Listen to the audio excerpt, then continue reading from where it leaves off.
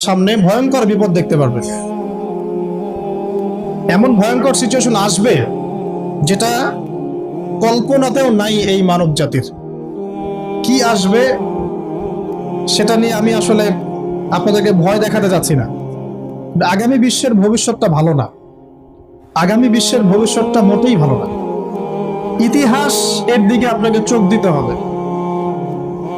পৃথিবীর সৃষ্টি থেকে নিয়ে কিয়ামত পর্যন্ত একটা বিষয় খুব কমন, সেটা কি? যুগে যুগে যারাই আল্লাহ রাব্বুল আলামিনের তাওহীদ এবং তার নবীর সুন্নতকে অবজ্ঞা করেছে, আল্লাহ পাক কাউকে এই পৃথিবীতে স্থান দেন নাই। এই ইতিহাসটা কোরআন এবং হাদিসের পাতায় পাতায় আছে। সময়ের শপথ করে আল্লাহ পাক আমাদেরকে বলছেন, ইতিহাস ঘেটে দেখো, পিছনের দিকে তাকিয়ে দেখো। যুগে যুগে যারাই আল্লাহ এবং তার রাসূলের অবাধ্য হয়েছে, আল্লাহ পাক কাউকে এই পৃথিবীতে স্থান দেন নাই। এক নম্বর দেখেন, ওই যে নূহ আলাইহিস সালাম স্থান পেয়েছে।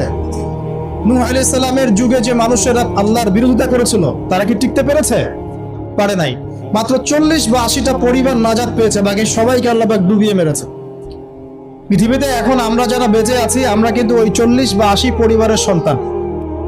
আমাদের পিতামাতা কিন্তু ওইদিকে, যারা ওই সময়ে মহাপ্লাবন থেকে উদ্ধার পেয়েছে, নাজাত পেয়েছে, আমরা কিন্তু তাদেরই সন্তান। আর বাকি কাউকে আল্লাহ পাক পৃথিবীতে রাখেন নাই। আল্লাহর কিচ্ছু যায় আসে না। একটা হাদিসে আছে, পৃথিবীর দাম আল্লাহর কাছে একটা মাছির পাখার সমানও না। এই যে ফয়জুল কালাম বইটা আছে, পড়ে দেখবেন। এই বইটা বাসায় রাখতে পারেন, অনেক চমৎকার একটা বই। এখানে অনেক হাদিস আছে যেটা আপনাদের জন্য খুব ইজি হবে, স্পেশালি যারা জেনারেল লাইনে পড়াশোনা করছেন।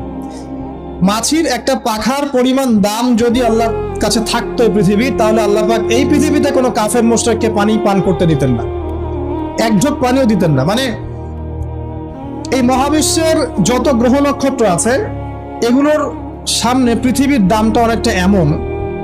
একটা উদাহরণ দিচ্ছি, সমুদ্রে গিয়েছেন কখনো? সি বিচে গিয়েছেন? কক্সবাজারে ওইদিকে গিয়েছেন কখনো? আচ্ছা, নদী তো গিয়েছেন। এই তিস্তার চরে গিয়েছেন না? মনে করেন তিস্তার চরে বিশাল চর, এই চরের মধ্যে একটা বালুর কি পরিমাণ মূল্য আছে? বালুর একটা কণার কি পরিমাণ দাম থাকতে পারে? এই পুরো মহাবিশ্বে পৃথিবীর অবস্থানটা এতটুকুই, বরং তার চেয়েও কম। পুরো মহাবিশ্বে পৃথিবীর অবস্থান এর চাইতেও কম, যতটুকু একটা বিশাল চরের মধ্যে একটা বালুর মূল্য। পুরো বিশাল সমুদ্র সৈকত, এই সমুদ্র সৈকতে একটা বালুর কোনো দাম আছে? একটা বালুর কণার? ওটা থাকলেই কি না থাকলেই কি? পৃথিবীর অবস্থানটা ঠিক এমন মহাবিশ্বে। ওই পৃথিবীতেই আমরা এখন বসবাস করছি, আর আমরা মনে করছি যে আমরা পৃথিবীতে